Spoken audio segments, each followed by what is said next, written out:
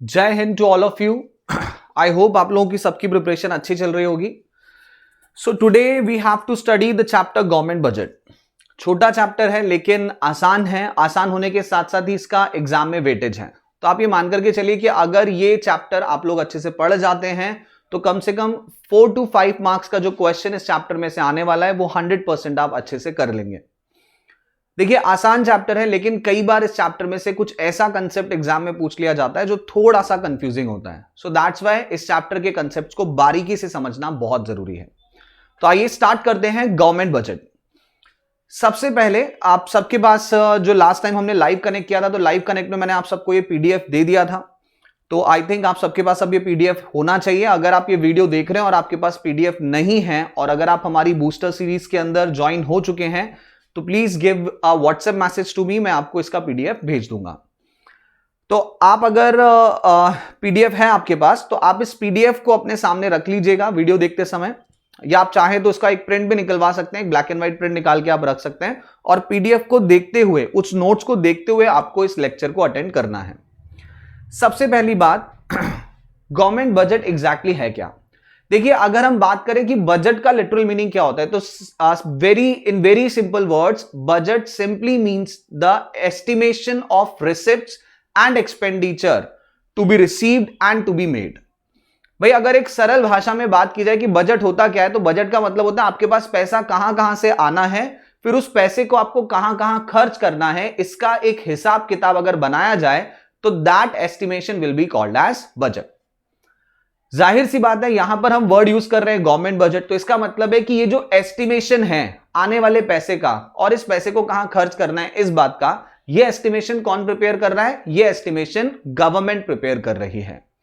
तो अगर कोई हमसे पूछे कि यार गवर्नमेंट बजट होता क्या है तो हम बोलेंगे a government budget is an annual financial statement showing item wise estimates of expected revenue and anticipated expenditure during a fiscal year।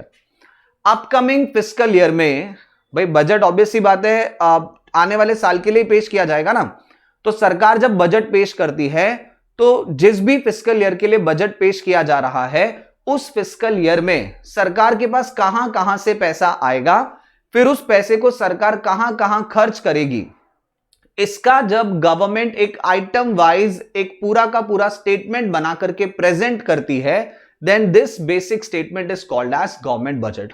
तो ये जो स्टेटमेंट सरकार बना के देती है स्टेटमेंट को हम क्या कहते हैं? गवर्नमेंट बजट कहते हैं। Okay, so it is basically an estimation of receipts to be received and expenditure to be made by the government in upcoming fiscal year.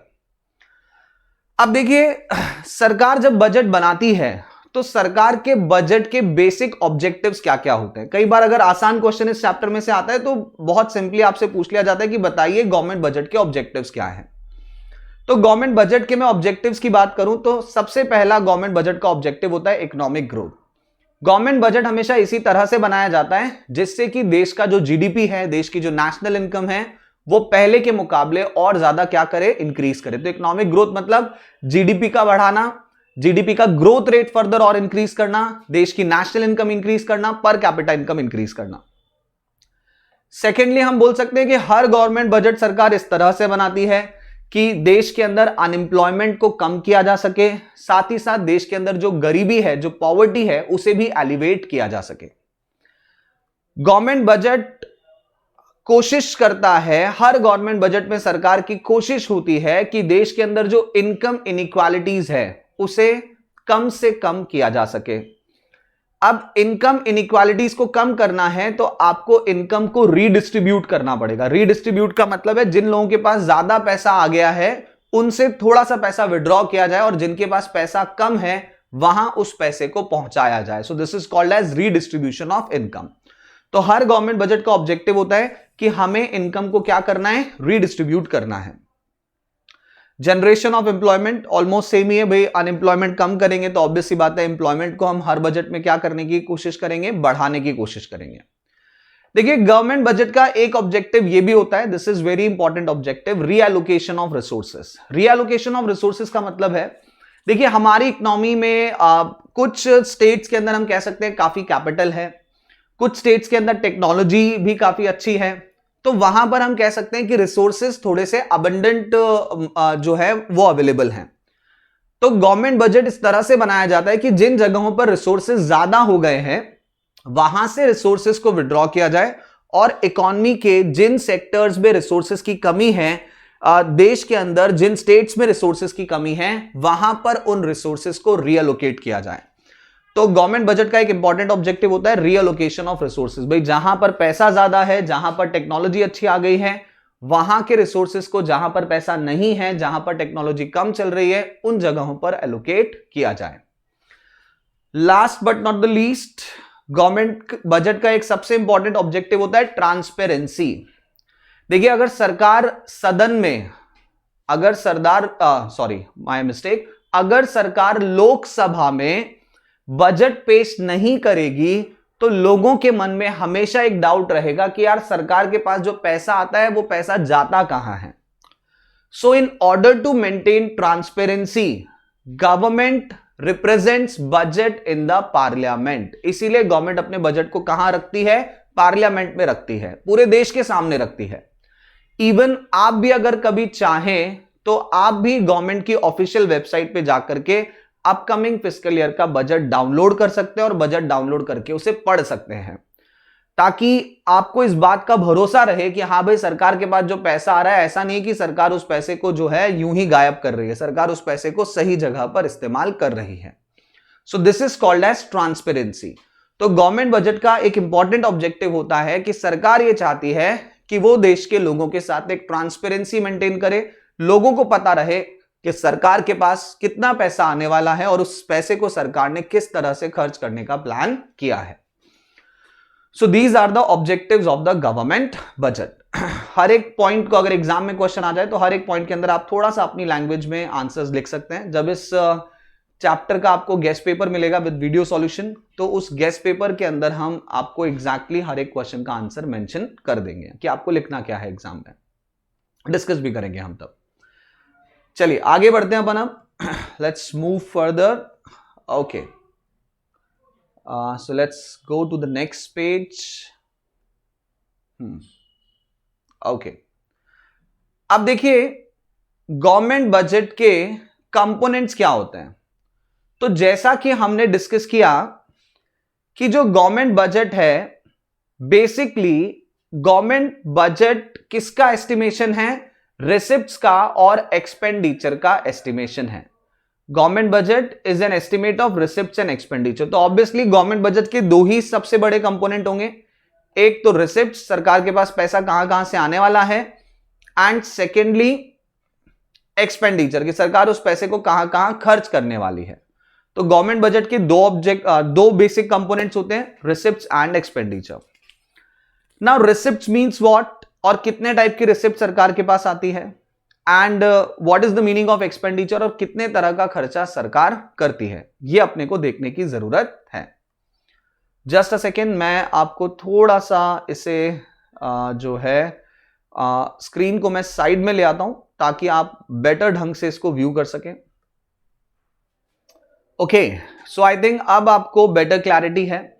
चलिए ध्यान दीजिएगा सामने। तो जैसा कि हमने कहा कि भाई गवर्नमेंट बजट के ना दो इंपॉर्टेंट कंपोनेंट्स होंगे, एक रिसिप्ट और एक एक्सपेंडिचर। रिसिप्ट मतलब सरकार के पास जो पैसा आ रहा है, और एक्सपेंडिचर मतलब सरकार उस पैसे को जब खर्च कर रही है। तो पहली चीज ये कि सरकार के पास जो रिसिप्ट्स आती है वो कितने तरह से क्लासिफाई की जा सकती है। So here you can see that at your screen, ध्यान देना।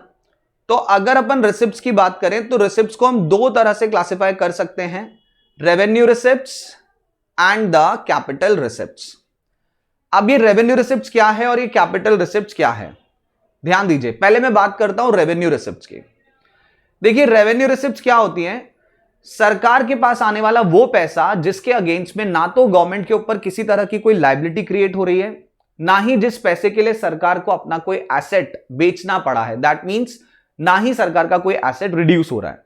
So what are revenue receipts? Basically those receipts which neither creates any liability or on government nor it reduces any asset of the government. Such type of receipts to government are called as revenue receipts. ऐसी receipts को हम क्या बोलते हैं? Revenue receipts बोलते हैं।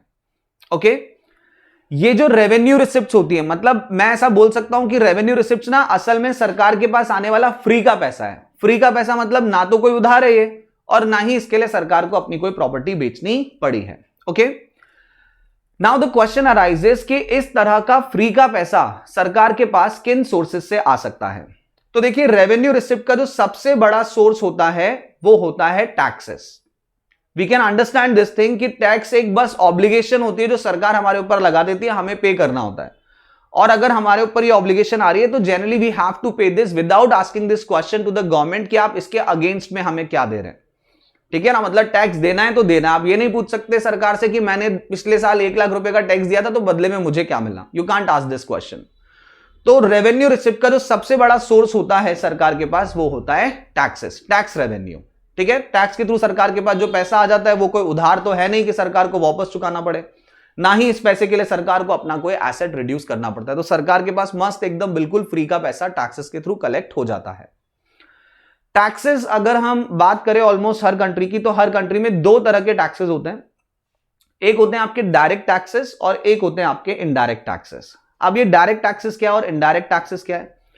Direct taxes are those taxes which are collected by the government directly. ऐसे taxes जो सीधे तौर पर टैक्स पेयर से कौन कलेक्ट करता है? सरकार कलेक्ट करती है। जैसे कि इनकम टैक्स है, अगर मेरे ऊपर इनकम टैक्स लग रहा है तो मैं इनकम टैक्स जमा कराऊंगा और मैं सीधे जाकर के सरकार के पास इनकम टैक्स जमा कराऊंगा। I will pay this income tax directly to the government. So income tax हो गया, कॉर्पोरेट टैक्स हो गया, these are the example of direct taxes. Important बात, डायरेक्ट टैक्सेस के बर्डन से बचा नहीं जा सकता है। इसका मतलब यह कि अगर मेरे ऊपर इनकम टैक्स की लायबिलिटी आ रही है then I have to pay this liability. I can not escape from this liability. मैं इस लायबिलिटी से बच नहीं सकता। ठीक है, अच्छा, किसी भी कंट्री में ना 2 तरह के टैक्सेशन सिस्टम होते हैं। जब हम इनकम टैक्स जैसी टैक्स की बात करते हैं तो 2 तरह के टैक्सेशन सिस्टम होते हैं। एक होता है आपका प्रोग्रेसिव टैक्सेशन और एक होता है आपका regressive taxation. Now question arises कि प्रोग्रेसिव टैक्सेशन क्या है और रिग्रेसिव टैक्सेशन क्या है। ध्यान देना, प्रोग्रेसिव टैक्सेशन सिस्टम का मतलब है इनकम के बढ़ने के साथ साथ टैक्स का परसेंटेज भी बढ़ता जाएगा। यानी कि अगर आपकी इनकम कम है तो आपको कम टैक्स देना है, जैसे जैसे आपकी इनकम बढ़ती जाएगी आपके ऊपर लगने वाला टैक्स भी इंक्रीज होता जाएगा। So this type of taxation system is called as progressive taxation system. तो ध्यान रखिएगा आप कि इंडिया में जब हम डायरेक्ट टैक्सेशन की बात करते हैं और स्पेशली इनकम टैक्स की बात करते हैं तो टैक्सेशन कैसा है हमारा? प्रोग्रेसिव टैक्सेशन है। वहीं रिग्रेसिव टैक्सेशन उल्टा है। अगर इनकम कम है तो टैक्स का परसेंटेज ज्यादा होगा, जैसे जैसे आपकी इनकम बढ़ती जाएगी वैसे वैसे टैक्स का परसेंटेज भी कम होता जाएगा। So that is called as regressive taxation system.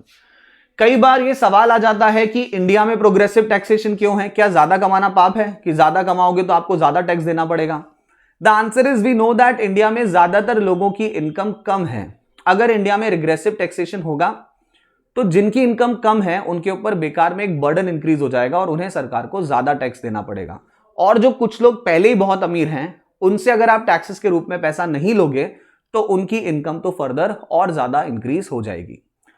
तो इंडिया में इनकम इक्वालिटी को अचीव करने के लिए टैक्सेशन सिस्टम कैसा रखा गया है? प्रोग्रेसिव रखा गया। भाई जिसकी इनकम कम है उससे हम कम टैक्स लेंगे, जिसकी इनकम ज्यादा है सरकार उनसे टैक्स ज्यादा लेती है और फिर वो पैसा जो टैक्सेस के थ्रू कलेक्ट होता है सरकार उस पैसे को गरीब वर्ग में किसी ना किसी तरह से पहुंचा देती है in the form of subsidies और in the form of transfer payments. Okay, तो ये तो बात हो गई डायरेक्ट टैक्सेस की।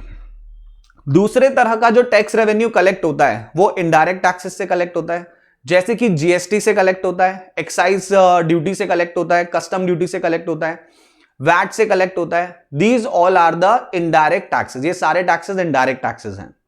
सबसे ज्यादा इनडायरेक्ट टैक्स कॉमनली जो आप लोग देखते हैं जब भी आप मार्केट में जाते हैं तो वो जीएसटी है, that is goods and service tax.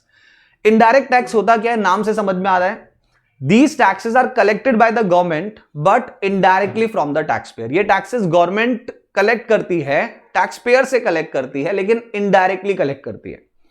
Indirectly collect करने का मतलब क्या है? जैसे फॉर एग्जांपल अगर मैं मैकडॉनल्ड्स का बर्गर खाने के लिए जाता हूं तो मुझे वहां पर जीएसटी पे करना पड़ेगा, लेकिन मैं जीएसटी किसको देके आ जाऊंगा? मैं तो मैकडॉनल्ड्स वालों को जीएसटी बर्गर के ऊपर जो भी बनेगा वो मैं पे करके आ जाऊंगा। मैकडॉनल्ड्स वाले उस जीएसटी को फर्दर किसके पास जमा कराएंगे? सरकार के पास जमा कराएंगे। Getting this point? तो दिया तो मैंने ही दिया, तो टैक्स पेयर ने ही सरकार को ही दिया है, लेकिन डायरेक्टली नहीं दिया है। कैसे दिया है? इनडायरेक्टली दिया है। इनडायरेक्ट टैक्सेस के साथ ऐसा कहा जाता है कि इनडायरेक्ट टैक्सेस के बर्डन से आप बच सकते हो। इनडायरेक्ट टैक्सेस के बर्डन से अगर आपको बचना है तो कैसे आप बचोगे?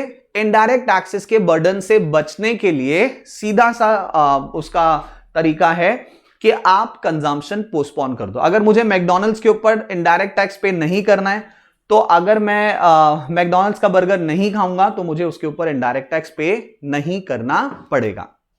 क्लियर है ये बात? तो इनडायरेक्ट टैक्सेस से कंजम्पशन को पोस्टपोन करके इनडायरेक्ट टैक्सेस के बर्डन को शिफ्ट किया जा सकता है। ओके, चलिए, तो ये हम लोगों ने समझ लिया टैक्स रेवेन्यू। तो टैक्सेस चाहे डायरेक्ट टैक्सेस के थ्रू पैसा है, चाहे इनडायरेक्ट टैक्सेस के थ्रू पैसा है, टैक्सेस के थ्रू आने वाला पैसा सरकार के लिए क्या कहलाएगा? रेवेन्यू रिसिप्ट कहलाएगा, क्योंकि ये पैसा सरकार को फ्री में मिल रहा है एक तरह से, ना तो कोई लायबिलिटी है ये, और ना ही इस पैसे के लिए सरकार को कोई एसेट रिड्यूस करना पड़ा है। अच्छा, रेवेन्यू रिसिप्ट का दूसरा सोर्स हो सकता है non tax revenue. Non tax revenue का मतलब जो पैसा आ रहा है वो रेवेन्यू रिसिप्ट तो है, दैट मींस ना तो उसके अगेंस्ट में कोई लायबिलिटी सरकार के ऊपर चढ़ रही है, ना ही सरकार का कोई एसेट रिड्यूस हो रहा है, बट क्योंकि उसका सोर्स टैक्स नहीं था, दैट्स वाई उस रिसिप्ट को हम क्या बोलेंगे? नॉन टैक्स रेवेन्यू रिसिप्ट बोलेंगे। फॉर एग्जाम्पल, मान लो रेलवे ने प्रॉफिट कमाया 500 करोड़ का, तो रेलवे हम सब जानते हैं it's a PSU, it's a public sector undertaking, सरकारी डिपार्टमेंट है। तो रेलवे को जो भी प्रॉफिट होगा, ये प्रॉफिट कहां जाएगा? सरकार के पास जाएगा। क्या ये पैसा सरकार के लिए किसी तरह का उधार है? क्या सरकार बैलेंस शीट पे से कहीं लायबिलिटी साइड नोट करेगी? The answer is no. ये कोई पैसा उधार तो है नहीं सरकार के पास, डायरेक्टली बस सरकार को रिसीव हो गया है, और इस पैसे के लिए एग्जैक्टली कोई एसेट भी रिड्यूस नहीं हुआ है, तो ये पैसा रेवेन्यू रिसिप्ट कहलाएगा। क्योंकि सोर्स टैक्स नहीं है, that's why it will be called as non tax revenue. तो जो भी पैसा सरकार के पास नॉन टैक्स सोर्सेज से आता है एज अ रेवेन्यू रिसिप्ट, उसे हम नॉन टैक्स रेवेन्यू बोलते हैं। और इसका एक एग्जांपल हमने देखा, profits of public sector undertakings. अच्छा, सेकंड जो सोर्स है नॉन टैक्स रेवेन्यू का, वो क्या हो सकता है? पेनल्टीज।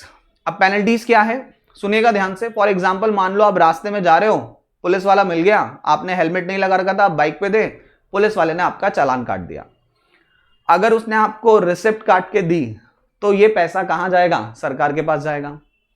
अब सरकार को तो एक तरह से फ्री का पैसा मिल गया। It's not a liability on the government, neither any asset has been reduced of the government. तो जब इस तरह से आप कोई पेनल्टी सरकार को पे करते हो, चाहे वो चालान की फॉर्म में हो, या कोई आपने पेमेंट लेट कर दिया, आपने इलेक्ट्रिसिटी का बिल टाइम पे नहीं दिया, उसके ऊपर आपको कोई पेनल्टी देनी पड़ी, किसी भी फॉर्म में जब आप पेनल्टी सरकार को देते हो तो सरकार के लिए वो रेवेन्यू रिसिप्ट होती है। क्योंकि ये सोर्स टैक्स नहीं है, that's why it will be called as non tax revenue receipt. अच्छा, सरकार को कई बार फॉरेन गवर्नमेंट्स की तरफ से इकोनॉमिक ग्रांट्स मिल जाती है। जैसे सपोज वर्ल्ड बैंक ने कोई डोनेशन दे दिया सरकार को, या सपोज किसी बेटर कंट्री ने, डेवलप्ड कंट्री ने, सपोज से अमेरिका ने इंडिया को कोई डोनेशन दे दिया। तो अगर इस तरह से सरकार को कोई भी इकोनॉमिक ग्रांट्स मिलेंगी तो वो भी सरकार के लिए क्या होंगी? रेवेन्यू रिसिप्ट होंगी। कई बार हमारे देश के जो बड़े बड़े एंटरप्रेन्योर्स है, सपोज मुकेश अंबानी ने डोनेट कर दिया, रतन टाटा ने डोनेट कर दिया, तो इस तरह से जब डोनेशंस जाते हैं तो ये पैसा भी सरकार के पास एज अ रेवेन्यू रिसिप्ट पहुंचता है, क्योंकि इनका सोर्स टैक्स नहीं है, that's why it will be called as non tax revenue receipt. Next ध्यान दीजिए, तो ये कौन से रिसिप्ट्स के बारे में हमने डिस्कशन किया? रेवेन्यू रिसिप्ट्स के बारे में हम लोगों ने डिस्कशन किया। नेक्स्ट टाइप की जो रिसिप्ट्स होती है, दीज आर कैपिटल रिसिप्ट्स। अब कैपिटल रिसिप्ट्स क्या होती हैं? एवरीवन प्लीज फोकस, ध्यान देना। देखिए, थोड़ा मैं आपको ना डायरेक्टली स्लाइड्स के थ्रू इसे समझा रहा हूं, तो आप अपने मॉड्यूल में इसको अच्छे से पढ़ते हुए समझिएगा। ओके, कोई डाउट अगर आपको रह जाए तो आप मुझसे व्हाट्सएप पर पूछ सकते हैं। कैपिटल रिसिप्ट्स, सरकार के पास आने वाला वो पैसा जो कि फ्री का पैसा नहीं है। It either creates a liability और it reduces assets of the government. Such type of receipts are called as capital receipts. इस तरह के रिसिप्ट्स को हम क्या बोलते हैं? कैपिटल रिसिप्ट्स बोलते हैं। ये पैसा या तो सरकार के ऊपर किसी प्रकार का उधार है, या फिर सरकार को इस पैसे के लिए अपना कोई एसेट बेचना पड़ा है, तब जाके ये पैसा सरकार को मिला है। इस तरह से अगर कोई पैसा आएगा तो वो कैपिटल रिसिप्ट कहलाएगा। फॉर एग्जाम्पल, अगर सरकार कभी भी कोई लोन ले रही है, चाहे किसी फॉरेन ऑर्गेनाइजेशन से लोन ले रही है, ठीक है, या फिर इंडिया के अंदर ही किसी कमर्शियल बैंक से लोन ले रही है, तो सरकार जब भी कोई लोन लेती है तो पैसा तो आ जाता है सरकार के पास, रिसिप्ट तो है, लेकिन क्योंकि लायबिलिटी क्रिएट हो रही है, that's why this receipt will be called as capital receipt. इसीलिए इस रिसिप्ट को क्या कहा जाएगा? कैपिटल रिसिप्ट कहा जाएगा। ओके, अच्छा, आपने देखा होगा कि सरकार ना प्रोविडेंट फंड के थ्रू भी पैसा कलेक्ट करती है, ठीक है। जैसे गवर्नमेंट एम्प्लॉयज का तो पीएफ कटता ही कटता है। फॉर एग्जांपल, पीएफ का मीनिंग क्या है आप सब जानते ही हैं वैसे ये बात, कि सपोज अगर आपको सैलरी मिल रही है 50,000 रुपीज की और आपका पीएफ कट रहा है से 10% पीएफ कट रहा है, से बहुत ज्यादा बोल दिया हमने, लेकिन सपोज 10% पीएफ कट रहा है, तो इसका मतलब 50,000 की सैलरी में से 5,000 रुपए का आपका प्रोविडेंट फंड डिडक्ट होगा और ये सरकार के पास एज अ प्रोविडेंट फंड जमा होगा। तो जब एम्प्लॉयज का पीएफ डिडक्शन होता है तो गवर्नमेंट के पास पैसा पहुंचता है। गवर्नमेंट के लिए पैसा क्या है? रिसिप्ट्स है। लेकिन ये पैसा सरकार के ऊपर एक तरह की लायबिलिटी है, क्योंकि जब एम्प्लॉय रिटायर होगा या जब वो चाहेगा कि उसे पैसा मिल जाए वापस, at that time these receipts will be paid back to the particular employee। ये पैसा उस समय एम्प्लॉय को क्या किया जाएगा? पे किया जाएगा। So these type of receipts will be called as we can say that receipts will be called as capital receipt। तो प्रोविडेंट फंड के थ्रू जो भी पैसा सरकार के पास पहुंचता है वो एक तरह से क्या कहलाता है? कैपिटल रिसिप्ट्स कहलाता है, ठीक है। अच्छा, एक टर्म होती है डिसइन्वेस्टमेंट, आप लोगों ने सुनी होगी डेफिनेटली। डिसइन्वेस्टमेंट का मतलब क्या होता है? जब सरकार का कोई एसेट, एक बार मैं फिर से बता रहा हूं, डिसइन्वेस्टमेंट का मतलब क्या होता है? जब सरकार अपने किसी एसेट को प्राइवेट सेक्टर को बेचती है, कोई पूरा का पूरा डिपार्टमेंट भी हो सकता है, कोई जमीन भी हो सकती है। जब सरकार अपने किसी एसेट को प्राइवेट सेक्टर को बेचती है, then this process is called as disinvestment. तो इसे हम क्या बोलते हैं? सरल भाषा में डिसइन्वेस्टमेंट बोलते हैं। जब भी डिसइन्वेस्टमेंट किया जाता है तो गवर्नमेंट को पैसा रिसीव होता है, लेकिन डिसइन्वेस्टमेंट में जो भी पैसा सरकार को रिसीव होता है उस पैसे के लिए हम क्या देखते हैं कि गवर्नमेंट का जो एसेट है वो क्या हो रहा है? रिड्यूस हो रहा है। तो इस तरह से against the reduction of asset, जब गवर्नमेंट को कोई पैसा रिसीव होता है, then this type of receipts will be called as capital receipt, क्योंकि इसके अगेंस्ट में क्या रिड्यूस हो रहा है? सरकार का एसेट रिड्यूस हो रहा है। So this is the first component of the government that is called as receipt. दो तरह के रिसिप्ट्स है, revenue and capital receipts. Revenue receipt free का पैसा सरकार के पास आ गया, कैपिटल रिसिप्ट जिसके अगेंस्ट में या तो लायबिलिटी क्रिएट हुई है या फिर जिसके अगेंस्ट में एसेट रिड्यूस हुआ है। नेक्स्ट बात करते हैं एक्सपेंडिचर, दूसरे कंपोनेंट की बात करते हैं एक्सपेंडिचर। ध्यान देना, जैसे रिसिप्ट्स दो तरह से क्लासिफाई होती है, इसी तरह से एक्सपेंडिचर को भी दो तरह से क्लासिफाई किया जा सकता है, revenue expenditure and capital expenditure. अब रेवेन्यू एक्सपेंडिचर क्या है? ये सरकार के द्वारा किया जाने वाला, हम कह सकते हैं, फालतू का खर्चा है।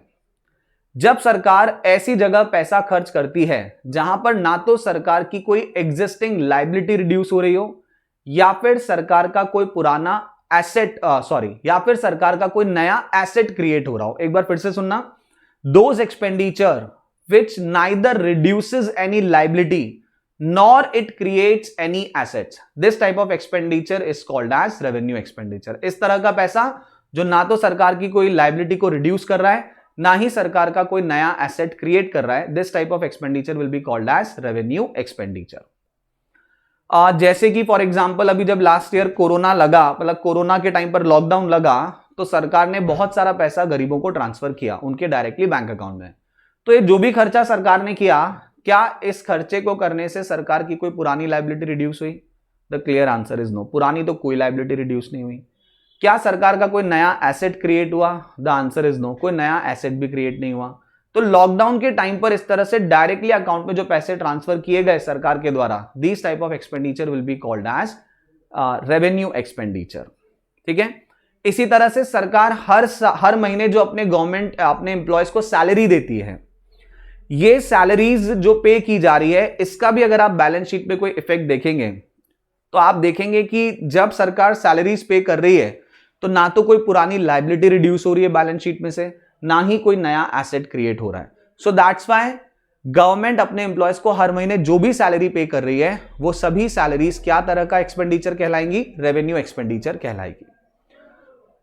सरकार कई बार अनएम्प्लॉयमेंट अलाउंस देती है, मतलब अगर आप बेरोजगार हो तो आपको हर महीने का कुछ पैसा सरकार देती है। ओल्ड एज पेंशन सरकार देती है, हैंडीकैप पेंशन सरकार देती है। तो इस तरह के जो भी खर्चे होते हैं, दिल्ली में आप जाएंगे तो आप देखेंगे कि इलेक्ट्रिसिटी फ्री मिल रही है, 200 यूनिट तक पानी फ्री मिल रहा है। तो ये जो भी खर्चा सरकार कर रही है, all these expenditures will be termed as revenue expenditures because they are neither creating any assets nor they are reducing any liabilities. Okay, अच्छा, रेवेन्यू एक्सपेंडिचर प्लान भी हो सकता है, अनप्लान भी हो सकता है। प्लान मतलब 5 ईयर प्लानिंग में ही जिसको आपने कैलकुलेट कर लिया था वो प्लान एक्सपेंडिचर कहलाता है, और अनप्लान जो अचानक से आपको करना पड़ रहा है जो कि 5 ईयर प्लानिंग में इंक्लूडेड नहीं था, वो आपका अनप्लान कहलाता है।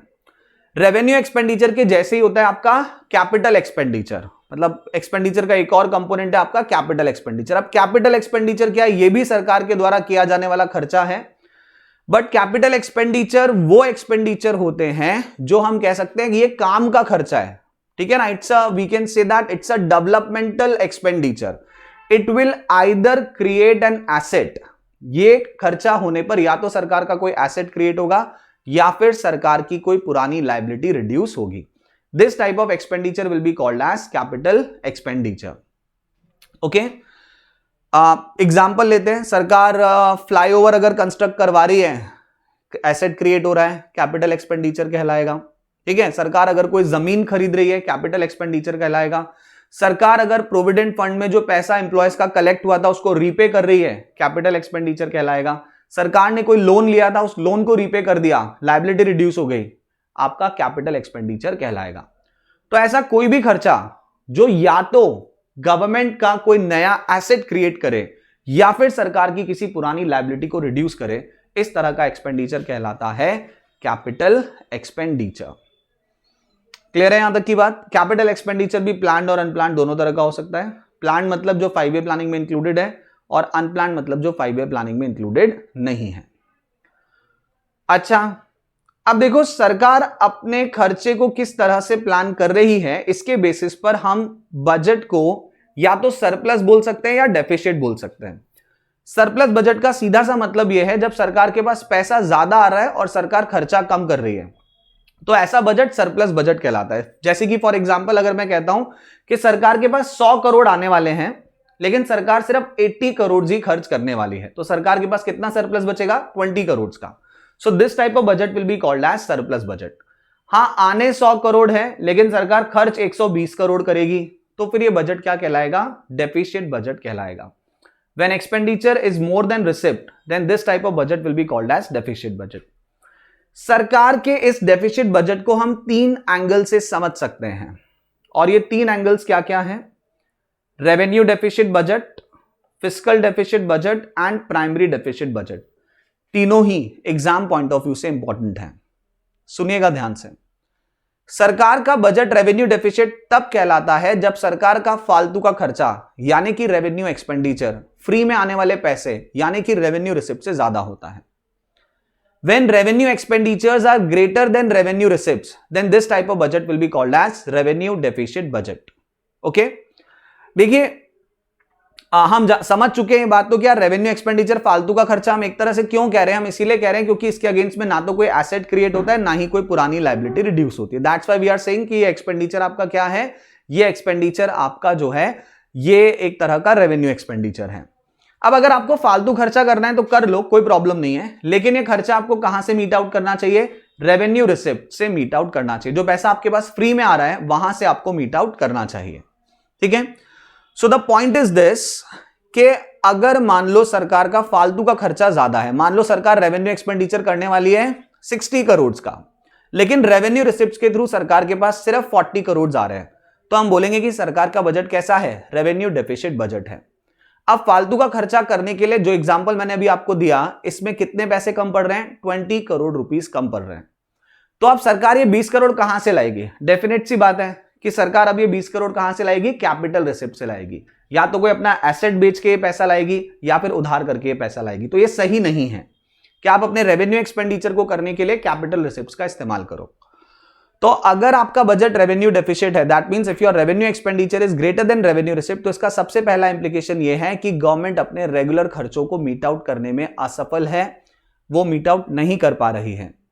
दूसरी बात हम ये भी बोलेंगे कि इसका मतलब यह है कि सरकार जो है डिससेविंग कर रही है। डिससेविंग का मतलब यह कि सरकार जो है नेगेटिव में चल रही है। रिसोर्स प्लानिंग सरकार की अच्छी नहीं है अगर सरकार का बजट रेवेन्यू डेफिसिट है तो। मोरोवर इसका मतलब यह है कि सरकार जो है वो अब उधार करने वाली है, और वो भी ऐसा उधार जो अनप्रोडक्टिव है। तो इट मींस दैट अगर बजट रेवेन्यू डेफिसिट है तो सरकार के ऊपर जो बर्डन है लोन का, डेब्ट का, वो बढ़ने के चांसेस हैं। चलिए, तो बात हो गई रेवेन्यू डेफिसिट की। नेक्स्ट आता है फिस्कल डेफिसिट। फिस्कल डेफिसिट क्या होता है, ध्यान देना। जब दोनों तरह का एक्सपेंडिचर मिला के, revenue expenditure as well as capital expenditure जो सरकार को करना है, अगर दोनों तरह का एक्सपेंडिचर, दोनों तरह की रिसिप्ट एक्सक्लूडिंग बोरोविंग्स से ज्यादा है।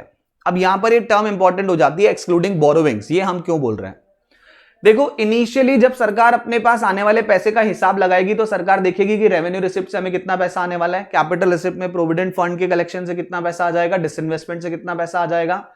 स्टार्टिंग में ही तो सरकार ये नहीं बता सकती ना कि उसे कितना लोन लेने की जरूरत है ना। तो सरकार पहले अदर देन बोरोविंग्स अपने रिसिप्ट्स देखती है, फिर सरकार देखती है कि दोनों तरह का खर्चा, रेवेन्यू एक्सपेंडिचर और कैपिटल एक्सपेंडिचर हमें कितना करना है।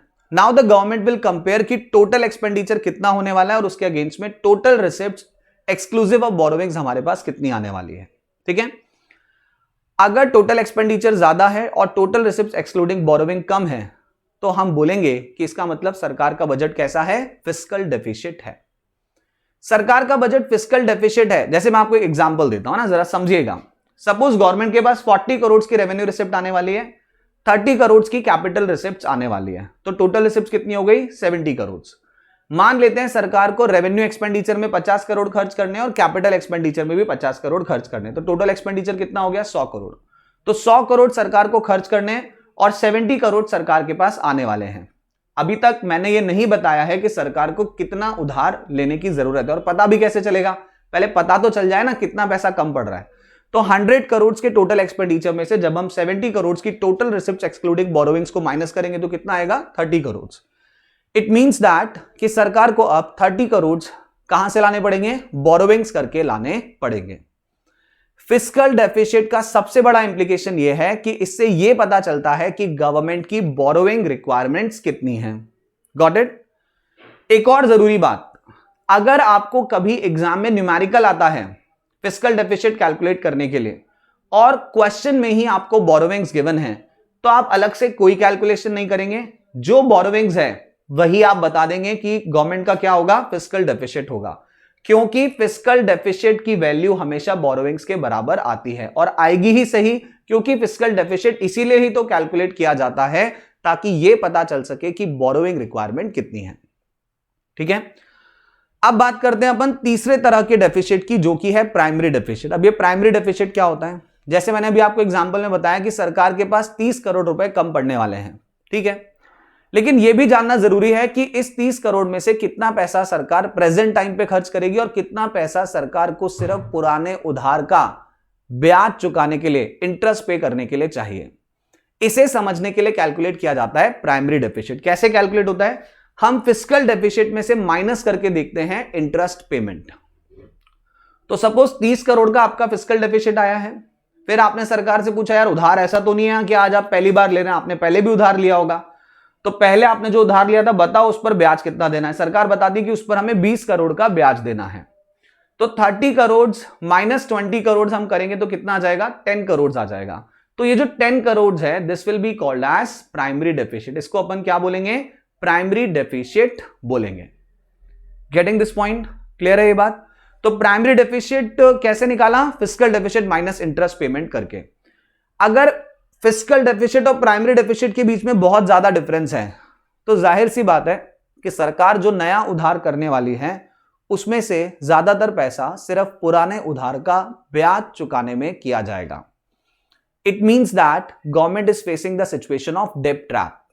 सरकार उधार के जाल में फंसी हुई है, जहां पर सरकार पुराना उधार तो चुका नहीं पा रही है और उस पुराने उधार का ब्याज चुकाने के लिए भी सरकार के पास पैसे नहीं है। उसके लिए फर्दर क्या करना पड़ रहा है, लोन करना पड़ रहा है। तो प्राइमरी डेफिसिट का सबसे बड़ा इंप्लीकेशन है डेब्ट ट्रैप में आप फंसे हुए हैं। जाहिर सी बात है कि इसका मतलब आप जो उधार करे जा रहे हैं उससे आप कोई प्रोडक्टिव काम नहीं कर रहे हैं, आप सिर्फ पुराने उधार का ब्याज चुका रहे हैं, यानी कि फर्दर में आपको और ज्यादा डेब्ट फेस करना पड़ेगा, आपके एसेट्स और तेजी से रिड्यूस होंगे और आपके ऊपर जो बर्डन है उधार का वो और ज्यादा इंक्रीज हो जाएगा। Okay, so these are the things. अब कुछ इंपॉर्टेंट टर्म्स की बात कर लेते हैं अपन इस चैप्टर के अंदर। यस, अब मैं आपको ना एग्जाम पॉइंट ऑफ व्यू से जरूरी कुछ बातें बता देता हूं। जैसे कि फॉर एग्जांपल आपको कैटेगराइज करने के लिए आया कि बताइए कि सर्टेन जो आपको आइटम्स हैं ये आप रेवेन्यू रिसिप्ट में कैटेगराइज करेंगे या कैपिटल रिसिप्ट में। तो सपोज आपको गिवन है एक item recovery of loans, exam point of view से इंपॉर्टेंट है। इसका मतलब है कि सरकार ने लोन दिया था, अब वो लोन सरकार दोबारा से रिकवर कर रही है। तो समझिएगा आप, सरकार जब लोन देती है तो सरकार के लिए एसेट होता है, क्योंकि उस पर सरकार को क्या मिलता है, ब्याज मिलता है, इनकम अर्न होती है, so that's why it is an asset. तो सरकार ने लोन दिया, एक एसेट क्रिएट हो गया बैलेंस शीट में जिससे सरकार को हर महीने ब्याज कमाने को मिल रहा है। जब वो लोन रिकवर होगा तो बैलेंस शीट पर इसका क्या इफेक्ट आएगा। जैसे 100 करोड़ का लोन दिया था सरकार ने, उसके ऊपर ब्याज मिल रहा था। अब जिसको भी वो लोन दिया था, सपोज वो सरकार के पास आता है और 100 करोड़ रुपए वापस पकड़ा देता है, तो जैसे ही ये 100 करोड़ रुपए रीपे होंगे, बैलेंस शीट में से वो जो एसेट था वो गायब हो जाएगा। सो दैट मींस कि इस रिकवरी ऑफ लोन के अगेंस्ट में एसेट क्या हो रहे हैं, रिड्यूस हो रहे हैं। So that's why recovery of loans को हम कहां मार्क करेंगे, रिकवरी ऑफ लोन को हम as a capital receipt mark करेंगे। इसी तरह से सरकार जब हर महीने अपने एम्प्लॉयज को सैलरी दे रही है तो ये रेवेन्यू एक्सपेंडिचर है, क्योंकि बैलेंस शीट पर इसका कोई इफेक्ट नहीं आ रहा है, ना तो कोई लायबिलिटी रिड्यूस हो रही है, ना ही कोई एसेट क्रिएट हो रहा है। लेकिन सपोज किसी एक महीने सरकार ने सैलरी नहीं दी, आउटस्टैंडिंग सैलरीज हो गई, और ये आउटस्टैंडिंग सैलरीज बैलेंस शीट में कहां जाएगी, लायबिलिटी साइड जाएगी। सपोज 50 करोड़ की सैलरीज एम्प्लॉयज की क्या हो गई, ड्यू हो गई, तो ये सैलरीज कहां बोलेंगी बैलेंस शीट में, लायबिलिटी साइड बोलेंगी। जब सरकार इस आउटस्टैंडिंग सैलरी को पे करेगी, यानी कि 50 करोड़ रुपए का जो बकाया है, जब सरकार ये 50 करोड़ रुपए पे करेगी तो बैलेंस शीट में से ये आउटस्टैंडिंग सैलरीज की जो लायबिलिटी है ये क्या हो जाएगी, खत्म हो जाएगी। तो नॉर्मल और regular salaries to the employees it's an revenue expenditure, but outstanding payment of outstanding salaries of employees that will be called as capital expenditure. इसे क्या कहा जाएगा, कैपिटल एक्सपेंडिचर कहा जाएगा। तो ये दो इंपॉर्टेंट आइटम हैं जो आपको क्लैरिटी से समझ में आने चाहिए, एग्जाम के अंदर आ सकते हैं। ये मोटा मोटा मैंने आपको पूरा गवर्नमेंट बजट रिवाइज करवा दिया है। अब जब मैं आपको इस चैप्टर का गेस्ट पेपर सॉल्व करवाऊंगा तो और भी जो कुछ पेचीदा बातें हैं इस चैप्टर की, जो कंसेप्चुअल बातें हैं, उसके बारे में हम डिस्कशन करेंगे। तो सबसे पहले आप इस लेक्चर को अच्छे से देख करके एक बार ये पूरा का पूरा जो चैप्टर है वो दिमाग में आप रिवाइज कर लीजिए। जो सारी चीजें आपको मॉड्यूल में लिखी हुई हैं, मेरे ख्याल से 3 पेज के अंदर ये पूरा चैप्टर समराइज्ड है, वो सारी चीजें आपको एक बार लिख करके प्रैक्टिस कर लेनी है। आप चाहें तो ये चार्ट एज इट इज बना करके देख सकते हैं। Okay, so that's all for today. आज के लिए बस इतना ही। जय हिंद टू ऑल। अपनी तैयारी अच्छे से करिए, कोई भी डाउट्स आए तो मुझसे व्हाट्सएप पर पूछिए।